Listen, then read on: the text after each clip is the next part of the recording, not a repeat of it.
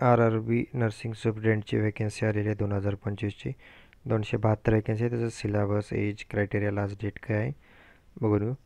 हे नोटिफिकेशन आहे RRBचं CN3/2025.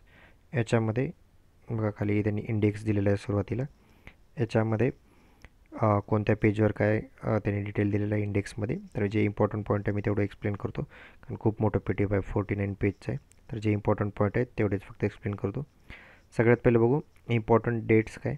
Important date बघा 26/7 हे नोटीस इन एम्प्लॉयमेंट न्यूज जे पेपरला ॲड आली होती ती 26 तारखेला. त्याच्यानंतर opening date of online application, form भरायला कधीपासून चालू होणार आहे तर 9 तारखेपासून, 9 ऑगस्ट 2025. आणि क्लोजिंग डेट काय राहील फॉर्म भरायची 8/9/2025. तर 1 महिना वेळ आहे तो आपल्याकडे. 1 महिन्यामध्ये तुम्ही काही डॉक्युमेंट्स वगैरे कमी जास्त असतील तर काढू शकता. त्याच्यानंतर 9 तारखेला 8 तारखेला फॉर्म भरायचं संपल्यानंतर last date of application fee पेमेंटसाठी आणखीन 2 दिवस एक्स्ट्रा दिले, 10 तारखेपर्यंत पेमेंट करू शकता जर कुणाचं राहिलं वगैरे असेल, काही प्रॉब्लेम असेल तर. त्याच्यानंतर मॉडिफिकेशन विंडो किंवा करेक्शन विंडो चालू होईल 11 तारखेपासून ते 11 सप्टेंबर ते 20 सप्टेंबरपर्यंत. त्याच्यानंतर एलिजिबल स्क्राईब कॅन्डिडेट, कोणाला स्क्राईब पाहिजे असेल तर 21 तारखेपासून ते 25 तारखेपर्यंत. ओके. त्याच्यानंतर नेक्स्ट हे टोटल पोस्ट कोणत्या कोणत्या त्याच्यामध्ये बघा. Nursing superintendent, dialysis, health, malaria inspector, pharmacist, radiographer, ECG technician, laboratory assistant. आता याच्यामध्ये आपण नर्सिंग सुपरिटेंडेंटचं बघू. 44 लेवल 7चं आहे पे लेवल. त्याच्यानंतर 44,900 इनिशियल पे. C1 हे मेडिकल स्टँडर्ड आहे. हे C1 वगैरे काय मी पुढे एक्सप्लेन करतो. त्याच्यानंतर हे 20 ते 40 एज ग्रुप आहे. आता हे 20 ते 40 म्हणजे आता 20 तर मिनिमम सर्वांचं राहील, 40 मॅक्झिमम सर्वांसाठी एज लिमिट आहे का तर नाही, कॅटेगरी वाईज डिपेंड आहे प्रत्येकाचं. तर मी पुढे एक्सप्लेन करतो कोणत्या कॅटेगरीला किती किती आहे. त्याच्यानंतर नेक्स्ट 272 वेकन्सी आहेत टोटल. ओके. चला. त्याच्यानंतर कॅन्डिडेटला एकतर तुम्हाला झोन वाईज कॅटेगरी राहील, तुम्हाला झोन वाईज अप्लाय करावं लागेल.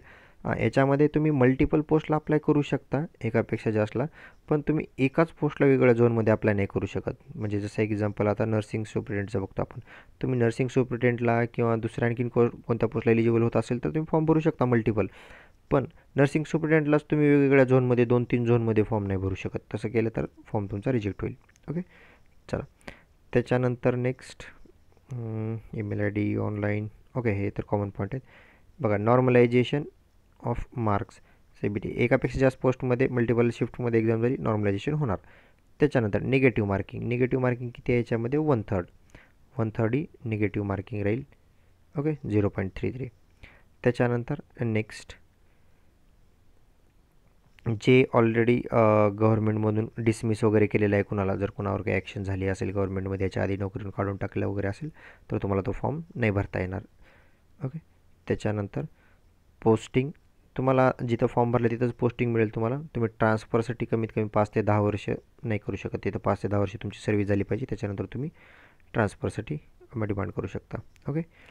Next free train travel facility. आता हे कोणासाठी फ्री स्लीपर क्लासचं तुम्हाला फ्रीमध्ये पास मिळेल. कोणासाठी SC/ST कॅन्डिडेटसाठी, एक्झामसाठी वगैरे. आता तुम्ही ज्यावेळेस पण जिथे तुमचं एक्झाम सेंटर येईल त्यावेळेस ऑन रिक्वेस्ट तुम्ही ज्यावेळेस रिक्वेस्ट कराल तुम्हाला ते हॉल तिकीटसोबत येईल त्याचं पास. ओके. चला. त्याच्यानंतर नेक्स्ट हे मेडिकल स्टँडर्ड्स आहेत. आपलं नर्सिंग सुपरिटेंडेंटसाठी कोणतं सांगितलं होतं, C1 सांगितलं होतं त्यांनी. हे वाला स्टँडर्ड पाहिजे आपल्याला की फिजिकली फिट.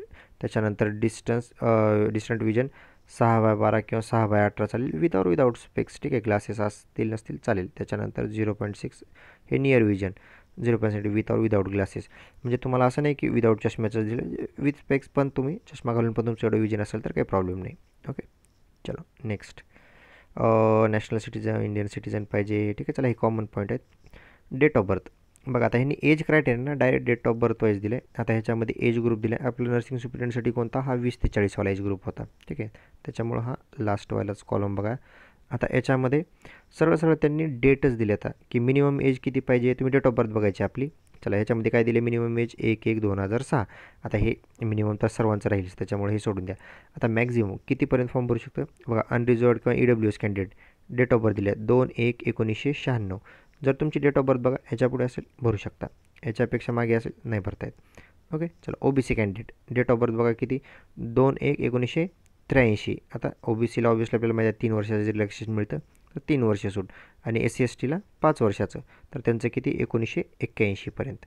ओके, चला 2/1/1981पर्यंत ते असेल डेट ऑफ बर्थ तुमची. फॉर्म भरू शकता. सरळ डेट ऑफ बर्थ बघा ह्याच्यामध्ये बसते का.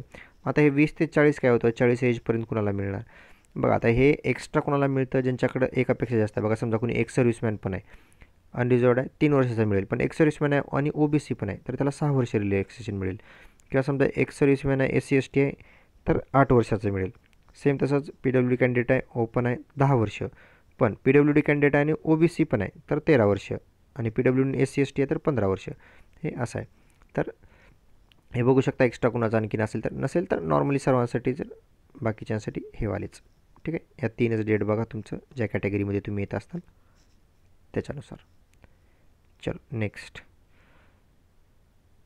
आता याच्यामध्ये एक्झामिनेशन फी बघू. एक्झामिनेशन फी किती आहे फॉर ऑल कॅन्डिडेट 500 रुपये आहे.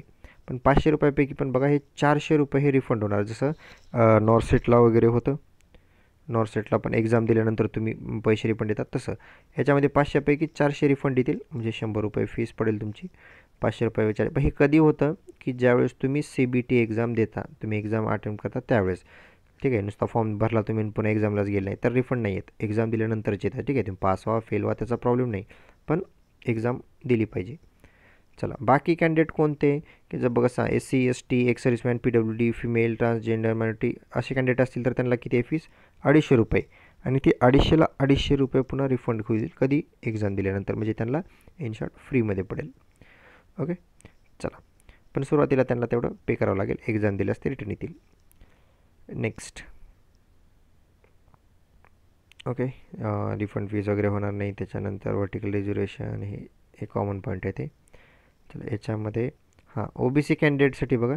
OBC कॅन्डिडेटसाठी एक इम्पॉर्टंट पॉईंट आहे. जो NCL आहे तुमचं OBC NCL ते कधीचं पाहिजे तर क्लिअरली बघा इथे मेन्शन केलेलं त्यांनी issue on or after 1 April 2025. म्हणजे जे फायनान्शियल इयर आहे आपलं 1 एप्रिलपासून चालू होतं त्याच्यामधलं पाहिजे तुमचं. 31 मार्चचं नाही चालणार, एक दिवस पण आधीचं नाही चालणार.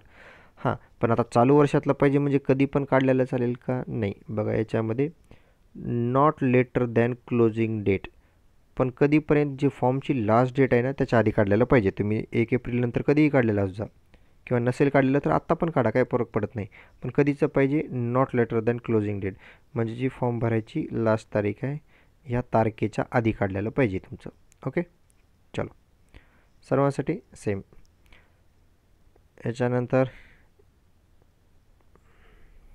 ओके, हे एक्सर्व्हिसमॅन, हॉरिझॉन्टल रिझर्वेशन हे PWD कॅन्डिडेटसाठी आहे. फिजिकल डिसॅबिलिटी कोणते कोणते हे त्यांनी लिस्ट दिलेली आहे त्याची फिजिकल डिसॅबिलिटीजची त्यांच्यासाठी आहे. त्याच्यानंतर रजिस्ट्रेशन फॉर स्क्राईब, कोणाला स्क्राईब पाहिजे असेल तर त्यांनी विंडो पिरियड सांगितलं तर मी तुम्हाला डेट तुम्हाला इन्फॉर्म करावं लागेल स्क्राईब पाहिजे म्हणून. त्याच्यानंतर NOC नो ऑब्जेक्शन सर्टिफिकेट हे कोणाला लागेल, कोणी ऑलरेडी सर्व्हिसमध्ये वगैरे असेल तर तुम्हाला NOC घ्यावं लागेल. आताच अप्लाय करून ठेवा लास्ट डेटच्या आधी, नंतर तुम्हाला ते करता येणार नाही. ओके, चलो. त्याच्यानंतर प्रोसेस ऑफ रिक्रुटमेंट प्रोसेस काय, ऑनलाईन CBT राहील, ऑनलाईन एक्झाम राहील. त्याच्यानंतर the question paper of single stage, एका स्टेजमध्ये एकच CBT होईल. 90 मिनिटामध्ये तुम्हाला 100 क्वेश्चन सोडवायचे आहेत आपल्याला. ठीक आहे, 90 मिनिटामध्ये 100 क्वेश्चन सोडवायचे आहेत. कोणी 120 मिनिट्स कोणाला मिळेल जे PWD कॅन्डिडेट्स असतील त्यांना थोडा एक्स्ट्रा वेळ मिळतं ते सोडत्या. बाकी सर्वांसाठी काय 90 मिनिटात 100 क्वेश्चन. आणि निगेटिव्ह मार्किंग तर मी सांगितलेलं आहे 1/3 निगेटिव्ह मार्किंग आहे. ओके, चल. त्याच्यानंतर सिलेबस काय बघा. हा सिलेबस आहे प्रोफेशनल ॲबिलिटी म्हणजे तुमच्या फील्ड रिलेटेड. आता आपण नर्सिंग सुपरिटेंडचं बघतो आहे तर आपलं काय नर्सिंगचं किती क्वेश्चन राहतील 70, मार्क्स किती राहतील 70च. ठीक आहे, तर आता अदर कोणी डिपार्टमेंटचे असतील समजा फार्मासिस्ट वगैरे आहे किंवा अदर डिपार्टमेंटचे कोणी तर त्यांना त्यांच्या फील्डचे 70 क्वेश्चन राहतील. ओके, आता आपण नर्सिंग सुपरिटेंडचं बघतो तर 70 आपले नर्सिंगचे क्वेश्चन राहतील. बाकी 30 हे अदर राहील. आता बाकी 30मध्ये काय हे 10 मार्काचं जनरल अवेअरनेस राहील, 10 जनरल अर्थमॅटिक, जनरल इंटेलिजन्स आणि रिजनिंग राहील आणि 10 जनरल सायन्स. असं टोटल 100 क्वेश्चन 100 मार्क्ससाठी राहतील. 1/3 निगेटिव्ह मार्किंग आहे. त्याच्यानंतर पासिंग क्रायटेरिया दिलेला आहे. अनरिझर्वड EWसाठी 40, त्याच्यानंतर OBCसाठी 30 आणि SC ST साठी 25. ओके, चल त्याच्यानंतर नेक्स्ट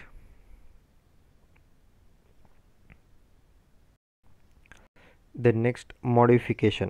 जर तुम्हाला मॉडिफिकेशन करायचं आहे काही फॉर्म भरण्यात वगैरे काही चुकलं असेल तर तुम्ही करू शकता. जे मॉडिफिकेशन विंडो ओपन होईल त्यावेळेस. पण किती रुपये तुम्हाला बघा, 250 रुपये लागतील चार्ज. ओके, चला त्याच्यानंतर नेक्स्ट व्हेरिफिकेशन डॉक्युमेंट. हे जर रजिस्ट्रेशन आपलं सिलेक्शन नंतरचं आहे.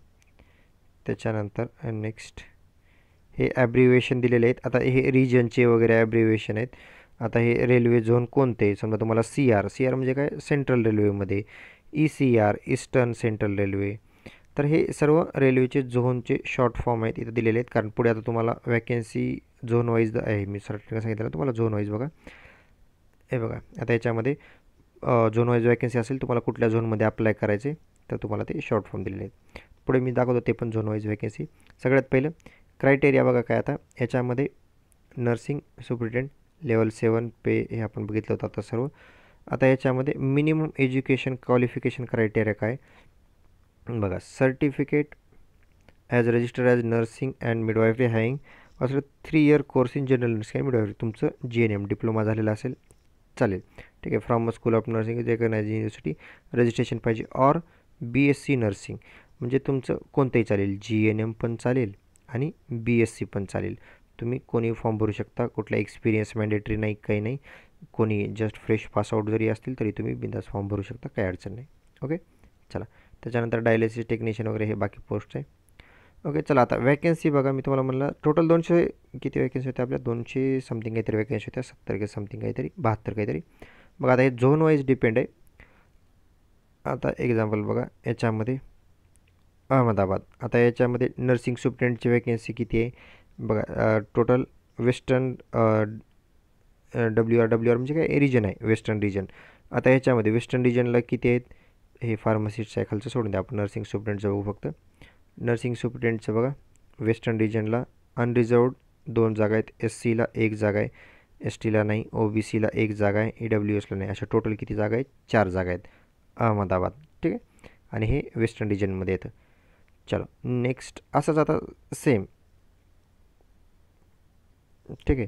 हे SWR हे बेंगलोर. आता ह्याच्यात नर्सिंग सुपरिटेंडेंट इथे किती, आता हे पुढे वर गेले तुम्हाला दिसले, हे 4 जागा कोणत्या आहेत, अनरिझर्वडच्या, ठीक आहे. SCला 1 जागा आहे, STला नाही. अशा टोटल किती जागा आहेत, 5 जागा आहेत, ठीक आहे. आता तुम्ही हे झोन वाईज तुम्हाला हे अप्लाय करताना तिथं विचारणार ते कोणत्या झोनमध्ये भरायचे तुम्हाला, ठीक आहे. आता हे इतके सारे झोन दिलेले आहेत बघा. कोलकाता, मलाड, मुंबई, मुझफ्फरपूर, पटना, प्रयागराज, रांची, ठीक आहे. आता तुम्ही चेक करून तुम्हाला जिथे भरायचं आहे तिथे तुम्ही भरू शकता त्या रिजनमध्ये फॉर्म, ठीक आहे. चलो नेक्स्ट आता सिलेबस बघा. याचा सिलेबस काय आहे एक्झामचा.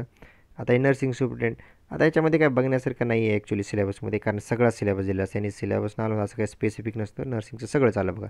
Anatomy, physiology, nutrition, biochem, nutrition, fundamental psychology, micro, sociology, pharmac, patho, genetic, medical, surgical, म्हणजे सर्व चालेल, ठीक आहे. कुठला सब्जेक्ट सोडलेला नाही. आता याच्यात काय बघण्यासारखं नाही, सगळे समजा. ओके, चला next common for all post. आता हे 70चा तर तुमचा टेक्निकलवाला झाला पार्ट. हे वरचे 70 मार्कसाठी झालं. राहिलेले 30 मार्क कोणते होते, हे जनरल इंटेलिजन्स, जनरल अवेअरनेस, त्याच्यानंतर जनरल सायन्स हे. आता ह्याच्यामध्ये पण काय बघण्यासारखं नाही, सर्व चाललं ह्याच्यामध्ये, कारण यांनी सर्वच येतात सिलेबसमध्ये बघा. नंबर सिस्टीम, मॉडमॉस, fraction, LCM, HCF, coding, decoding, हे जनरल अवेअरनेसमध्ये Indian geography, culture, history, polity, current affair सगळंच आलं. सायन्समध्ये फिजिक्स, केमिस्ट्री, लाईफ सायन्स काही सुटत नाही, सर्वच आलं ह्याच्यात, ठीक आहे. हे सिलेबस नावाला असते, सर्वच आहे त्याच्यात. चला त्याच्यानंतर हे खाली जस्ट फॉर्मॅट दिलेले आहेत, ठीक आहे. ज्या त्या ह्याचे फॉर्मॅट आहेत. हे NCLचा फॉर्मॅट आहे, हे सेल्फ डिक्लेरेशन OBC LC कॅडेटचा फॉर्मॅट आहे, ठीक आहे. हे वेगवेगळ्या ह्याचे फॉर्मॅट आहेत. जर कोणाला पाहिजे असतील बघाय तर हे खाली फॉर्मॅट दिलेले आहेत. ओके, चला ह्याचा फॉर्म भरण्याचा वाटतं तरी मी सेपरेट एक व्हिडिओ बनवेन नंतर, फॉर्म कसा भरायचा वगैरे. सध्या तरी काही डाऊट्स असतील तुम्हाला तर डिस्क्रिप्शनमध्ये लिंक आहे ग्रुपची, तिथं जॉईन करून विचारू शकता काही डाऊट्स असतील तर. बाकी मग सेपरेट व्हिडिओ मी बनवल्याचा फॉर्म कसा भरायचा ते. ओके.